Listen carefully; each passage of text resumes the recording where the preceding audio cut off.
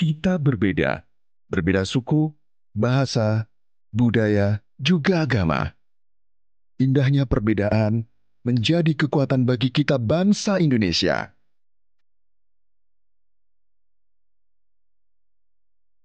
Perbedaan bersemi indah dari Sabang sampai Merauke menjadi identitas bangsa Indonesia di mata dunia.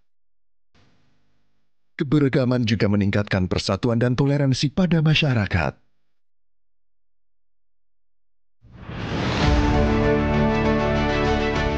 Kita berbeda, tapi kita satu. Bersama Polri Presisi, rajut kebinekaan sebagai satu keluarga. Karena kita satu Indonesia. Mari satukan keragaman dan ciptakan persatuan untuk Indonesia. Salam Presisi.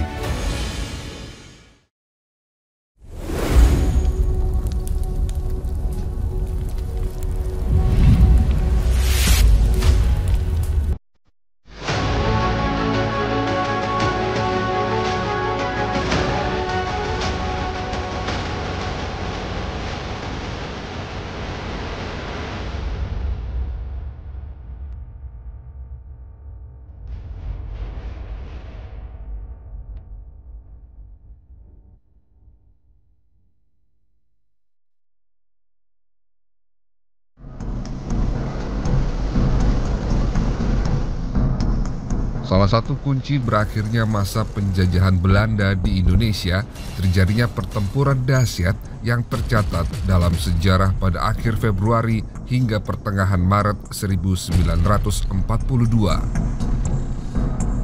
Setelah banyak daerah di luar Jawa berhasil dikuasai, masuk bulan Februari 1942, armada laut Jepang mengalahkan sekutu dalam pertempuran dahsyat di Laut Jawa. Pasukan Jepang yang berkekuatan sekitar 40.000 orang mulai mendarat di Pulau Jawa. Pasukan Jepang dengan cepat menyerbu pusat-pusat kekuatan tentara Belanda di Jawa. Seluruh wilayah Hindia Belanda mulai saat ini adalah menjadi kekuasaan tentara Jepang. Ada 3 wilayah yang dikuasai oleh Jepang. Yang pertama Sumatera oleh tentara ke-25, kemudian Angkatan Darat tentara ke-16 di Jawa, dan di sebelah timur khususnya pulau-pulau dari Kalimantan, Sulawesi, terus Maluku, termasuk Bali dikuasai oleh Angkatan Laut.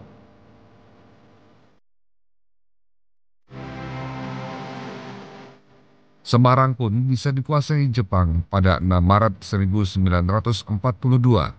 Besoknya Jepang dengan gagah memasuki ibu kota Jawa Tengah dan langsung menguasai tempat-tempat strategis dan gedung-gedung penting lainnya. Jepang mewujudkan ambisinya untuk membangun Imperium Asia Timur Raya. Selain membentuk pusat pemerintahan sementara di Indonesia yang berada di Jakarta, Jepang juga melakukan pendekatan kepada rakyat Indonesia dengan membentuk Gerakan Nasionalis Jepang. Gerakan ini bentuk propaganda Kekaisaran Jepang pada masa Perang Dunia Kedua dengan slogan Jepang Pemimpin Asia, Pelindung Asia, Cahaya Asia. Yang awalnya ingin dicapai dengan cara begitu, itu ada tokohnya namanya Shimizu. Dia sebagai propaganda dengan gerakan 3A itu, tetapi tidak mengalami kemajuan. Maka pada Juli 1942, Jepang membebaskan tokoh-tokoh nasional Indonesia yang ditawan Belanda, diantaranya Soekarno dan Hatta. Untuk mengembalikan Asia kepada bangsa Asia, mengembalikan negeri-negeri itu kepada rakyatnya masing-masing. Rupa-rupa janji diberikan, yang tujuannya agar tokoh-tokoh nasional Indonesia itu bisa mengajak seluruh rakyat Indonesia bersedia bekerja sama dengan pemerintahan Jepang. Kondisi itulah yang kemudian menggambarkan kalau Bung Karno dan Bung Hatta terlibat apa yang disebut dengan kerjasama Indonesia-Jepang. Dan mereka berada di dalam situasi yang tidak jelas ya. Tetapi ketika itu Bung Hatta yang terutama bercerita bahwa saya sebatas sebagai penasehat pemerintahan dan dia tidak setuju kalau ada orang Jepang di dalam kantornya. Pemerintah militer Jepang menginginkan adanya tenaga cadangan polisi yang akan digerakkan dengan cepat dan memiliki mobilitas tinggi. Keinginan ini akhirnya terrealisasi dengan membentuk satuan polisi khusus pada tahun 1944 yang disebut Tokubetsu Keisatsutai. Satu-satunya polisi yang terlatih, berdisiplin tinggi, terorganisasi dengan rapi, dan memiliki persenjataan yang cukup hingga mampu berperan dalam bidang keamanan dan ketertiban masyarakat dan sekaligus di front tempur. Mau nggak mau pihak Jepang juga akhirnya agak gamang ya. Melihat bahwasanya kemerdekaan ini berlangsung dengan cepat. Padahal pihak Jepang itu sudah menyerah kepada sekutu resmi tanggal 15 Agustus. Akibatnya terjadi kekosongan, vacuum of power. Pihak sekutu belum berkuasa, pihak Jepang itu sudah kalah perang. Maka kesempatan itu dipergunakan oleh pemerintah Indonesia untuk melaksanakan proklamasi kemerdekaan. Alhasil kondisi ini menimbulkan chaos. Kondisi-kondisi di mana tidak ada kekuasaan di masing-masing daerah, termasuk di Semarang. Ketika itu yang memiliki perangkat kombatan, perlawanan bersenjata itu hanya pihak polisi saja. Belum ada, jangan dibayangkan tentara udah memiliki senjata, belum. Jadi pada saat itu bisa digambarkan kalau Tokubetsu dalam persoalan ini bisa dianggap sebagai kekuatan satu-satunya yang memiliki persenjataan yang bisa diandalkan. Berita proklamasi itu dengan cepat tersebar hingga di seluruh kota Semarang dan sekitarnya. Bangkitnya arus gerakan kuat untuk menggantikan bendera Hinomaru dengan sangsaka merah putih. Tokubetsu Keisatsutai yang pada saat itu masih dipimpin oleh seorang Jepang bernama Kawahara. Saat itu kebetulan tidak dilucuti, berbeda dengan peta ya. Kalau peta itu kan dilucuti persenjataannya. Maka dengan situasi tersebut, Pak Bambang merasa bahwa posisi pasukan istimewa itu sangat strategis karena mereka memiliki senjata yang lengkap, gitu kan. Makanya dengan pendekatan yang persuasif supaya Kawahara menyerahkan saja pasukan kepada pihak Republik, kepada dia. Pada saat itu Kawahara pun ternyata sangat kooperatif ya. Saat itu dia tidak ada pernyataan keras atau penolakan. Akhirnya dengan situasi yang damai, penyerahan pun berlanjut dengan ditandai dengan diturunkannya bendera Hinomaru secara baik-baik, lalu dinaikkan merah putih, dan kemudian Hinomaru dilipat dan diberikan kepada Kawahara. Kawahara setelah itu minta izin untuk bergegas pergi ke Jatingaleh, ke tempatnya Mayor Kido, yang pada saat itu merupakan satu-satunya kekuatan tentara Jepang yang masih kuat di Semarang pada saat itu. Sebutan Tokubetsu Keisatsutai diganti pasukan polisi istimewa. Satu-satunya pasukan polisi yang menyatakan diri secara tegas ada di belakang RI, di belakang komunitas Soekarno-Hatta pada saat itu baru Pak Bambang Suprapto, yang lain belum gitu. Pak Yasin pada saat itu kan baru November ya, tahun 1945.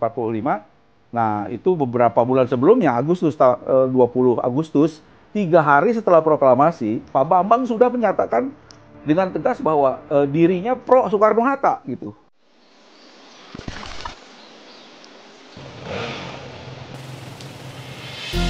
Indonesia adalah paru-paru dunia, menjadi rumah bagi beragam flora dan fauna. Polri berkomitmen untuk menjaga dan melestarikan alam Indonesia. Perubahan iklim berdampak luas pada kehidupan, memengaruhi berbagai aspek kehidupan. Kepedulian kita terhadap lingkungan adalah investasi.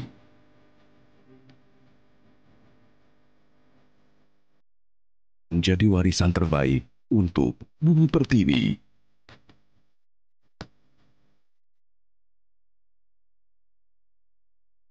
Polri berkomitmen untuk menjaga dan melindungi alam Indonesia. Mari bersama melestarikan alam untuk masa depan. Salam presisi.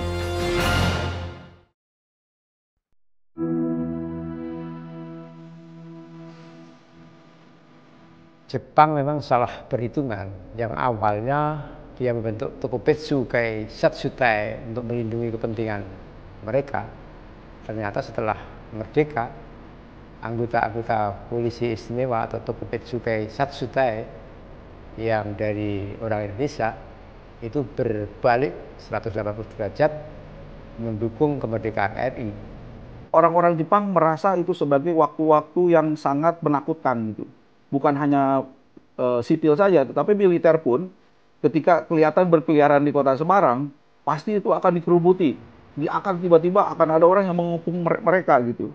Jadi bayangkan ada 3 orang Jepang misalnya berkeliaran di sekitar kota, lalu dikepung oleh sekitar 50 orang atau 100 orang. Pasti sudah dipastikan 3 orang Jepang itu tidak bisa apa-apa. Dan senjata mereka pasti terampas. Nah pada saat itu memang belum ada perintah untuk membunuh Jepang. Ketika para pemuda menemukan orang-orang Jepang di jalanan, mereka hanya merampas senjatanya saja. Tidak sampai membunuh mereka.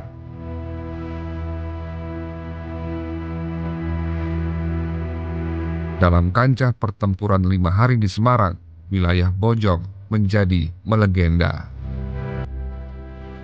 Sebelum merentetan peristiwa 5 hari di Semarang, Bambang Suprapto Dipokusumo memerintahkan pasukan polisi istimewa untuk menjaga objek-objek vital seperti menjaga kantor Radio Republik Indonesia Semarang, menjaga penampungan air Siranda, menjaga tahanan dan menjaga Kamtipnas di kota Semarang. Bambang Suprapto Dipokusumo dan sebagian besar pasukannya berhasil melakukan pengepungan serta perampasan gudang senjata dan amunisi milik tentara Jepang di Kembang Pakis dan di Gua Kembangan. Semua senjata dan amunisi dibagikan kepada badan dan laskar-laskar perjuangan seperti BKR dan AMRI.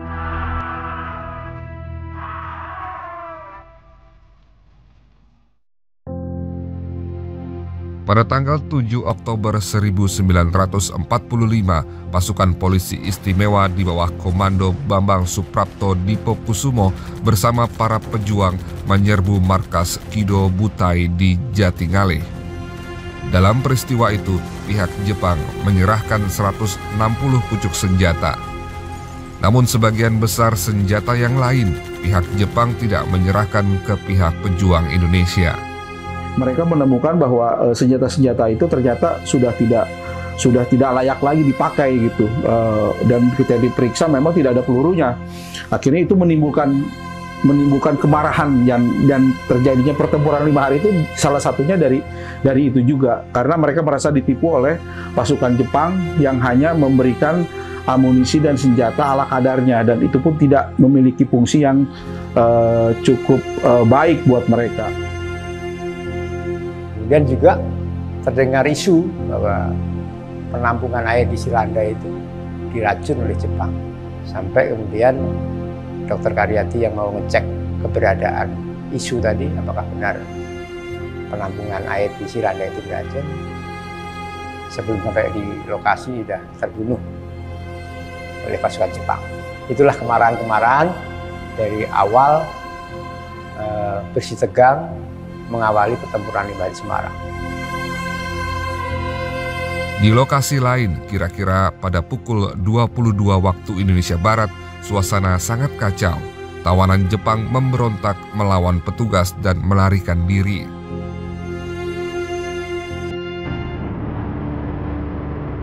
Pada tanggal 15 Oktober 1945 dini hari, pasukan tentara Jepang Kido Butai Jatingaleh mulai bergerak melaksanakan gerakan kilat menguasai kota Semarang. Pada malam itu, masyarakat Semarang bangkit serentak menghadapi perbuatan Jepang yang agresif. rakyat tidak gentar menghadapi pasukan Kido Butai yang terlatih dan bersenjata otomatis. Lebih baik mati berkalang tanah daripada kehilangan kemerdekaan tanah air. Begitu semboyannya. Nah, saat bergerak itulah masyarakat tidak diam, jadi di tengah jalan itu dihadang oleh masyarakat, perlawanan masyarakat, di Jumblang, kemudian di sekitar Semarang. Semuanya yang dari gerakan pasukan itu dihadang oleh para pejuang. Pada tanggal 17 Oktober 1945, pertempuran semakin berkobar. Tentara Jepang yang telah merasa mencapai sukses besar sama sekali tidak menduga kalau pada malam itu akan menghadapi serangan balasan dari pejuang Indonesia. Pada tanggal 18 Oktober 1945, tentara Jepang menyerbu pertahanan pejuang di Jatingalih dan Gombel. Hingga tanggal 19 Oktober 1945, pasukan Jepang semakin berkurang dan posisinya semakin terjepit. Sementara itu juga datang kabar kapal sekutu sudah merapat di Pelabuhan Semarang. Sekitar pukul 14, secara resmi diadakan gencatan senjata. Pada tanggal 14 November 1946, Polisi Istimewa resmi menjadi Mobile Brigade atau Mobrik. Jadi ketika selesai di pertempuran 5 hari Semarang, kemudian telah dibentuk Mobrik, maka Bambang Suprapto ditarik di sana. Beliau dijadikan Komandan Kopit di sana.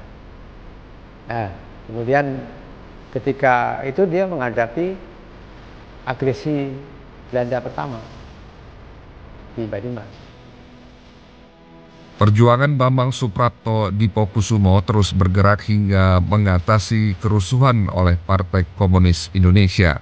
Peran perjuangan pasukannya terus berlanjut bergerak di berbagai wilayah tanpa henti, melakukan tugas operasi pembersihan pemberontakan di Jawa Timur dan Jawa Tengah. Saat itu Pak Bambang mencanangkan program untuk melakukan long march dari Banyumas ke Jakarta. Namun di tengah jalan, pada saat mereka pas di Cilacap, situasi ternyata membuat rencana itu berubah gitu. Apalagi terlebih ketika pasukan Pak Bambang Suprapto secara tiba-tiba diserang di wilayah Boja. Dan itu menimbulkan korban yang cukup banyak. 16 orang anggota Polri, Mobrik itu meninggal, 2 orang sipil yang ikut mereka pun menjadi korban. Jadi 18 orang meninggal. Dan itu membuat mereka mundur ke arah Majenang. Dan di Majenang inilah kemudian Pak Bambang Suprapto pasukannya bertemu dengan Amir Fattah. Secara diam-diam, Amir Fattah melalui Majelis Islam menyusun kekuatan Tentara Islam Indonesia dan Darul Islam.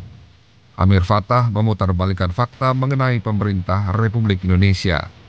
Awalnya sebagai saudara gitu ya, biasa salaman, kemudian pakaikan perjuangan. Tetapi di akhir itu dengan tipu muslihat tadi, tahu-tahu tadi ditangkap. Sebulan kemudian Pak Bambang Suprapto menjadi tawanan yang terus dibawa-bawa oleh gerombolan Darul Islam ini. Hingga 28 Mei 1949, beliau gugur sebagai pahlawan, dibunuh secara tipu muslihat dan biadab oleh Amir Fattah.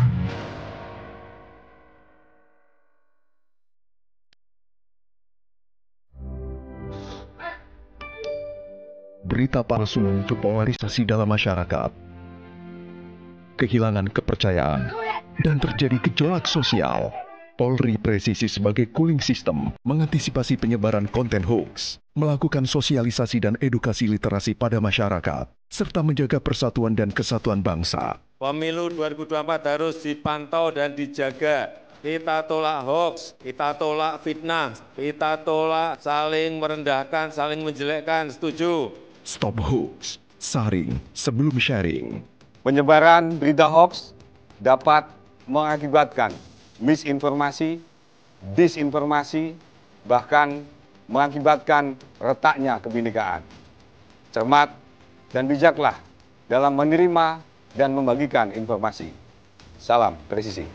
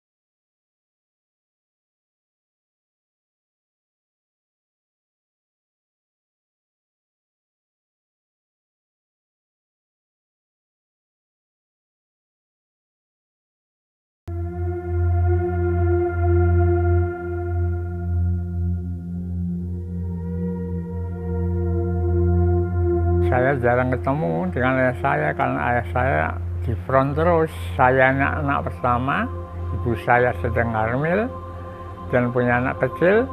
Ya saya dibawa kemana-mana, tapi di sana ikut kemana-mana. Taruh, dititipin sama orang. Tidak begitu banyak yang saya bisa ceritakan, karena saya sendiri masih kecil juga ya. Tapi yang ditinggalkan oleh beliau adalah semangat perjuangan, ya, tanpa pantang menyerah, tidak mementingkan diri sendiri. Nama saya itu baru 2 bulan setelah saya lahir. Saya baru diberi nama, juga tidak langsung dari ayah saya sendiri. Jadi ayah saya berkirim surat, meninggalkan surat yang diantar oleh salah satu anak buahnya. Saya bangga, dia tuh mengorbankan semua harta benda dan apa yang dia punya, jiwanya itu untuk negara itu. Saya merasakan, saya bersyukur saja karena ayah saya itu ternyata meskipun dia meninggalkan kita semua, tapi semangatnya itu yang selalu saya pegang. Ibu saya kan ngungsi di Wonosobo dengan adik saya. Nah, pada waktu itu ibu saya pindah naik kereta api dari Wonosobo. Jalan kereta apinya itu persis di pinggir jalan itu. Jadi bisa ya sampai dadah, ya lambaikan tangan dengan ibu saya sama adik saya, dadah-dadah di jendela, makanya kita di mobil. Pada waktu serangan Belanda itu kan sirena berbunyi itu. Nah, kita bersembunyi di tempat sampah, ya tempat sampah ya, lubang sampah. Ibu saya sering menyatakan karena suaminya itu kan semangat perjuangannya itu ya kadang-kadang melampaui batas. Kalau nengok istrinya hanya sebentar, terus pergi ke pasukannya lagi. Apa untuk ini ya mengatur ini apa dengan anak-anak buahnya. Beliau itu cinta dengan anak buahnya.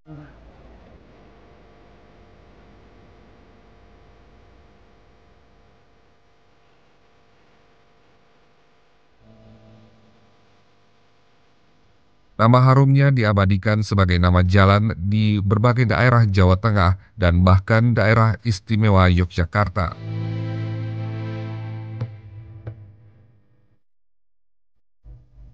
Komisaris Polisi Tingkat 2 Raden Mas Bambang Suprapto Dipokusumo berhak dimonumenkan sebagai pejuang.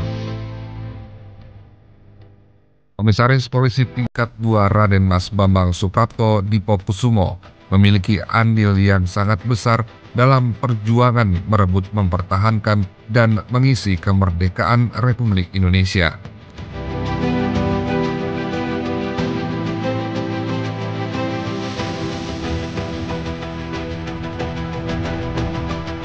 Sang pemberani, Komisaris Polisi Tingkat 2 Raden Mas Bambang Suprapto Dipokusumo telah gugur sebagai kusuma bangsa dengan meninggalkan nilai-nilai kepahlawanan dan kejuangan bagi generasi penerus bangsa. Jiwa raganya dianugerahkan sepenuhnya untuk bangsa dan negara.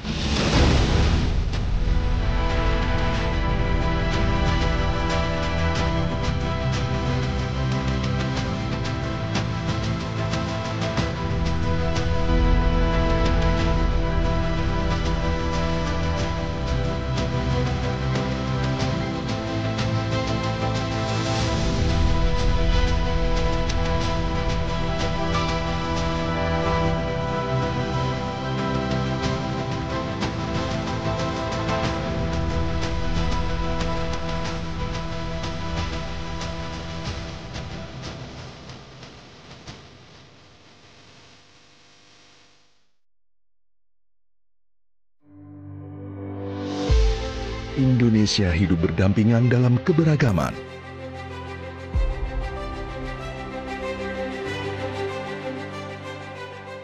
Sebagai bangsa majemuk, terpenting adalah merawat kebinekaan.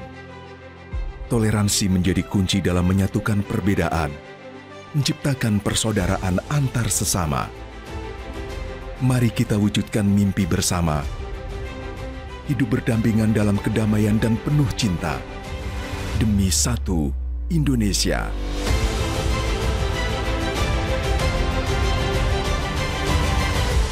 Indonesia adalah negara yang kaya akan kebinekaan. Mari kita saling menghargai dan menghormati perbedaan serta merawat peradaban demi persatuan dan kesatuan NKRI. Salam presisi.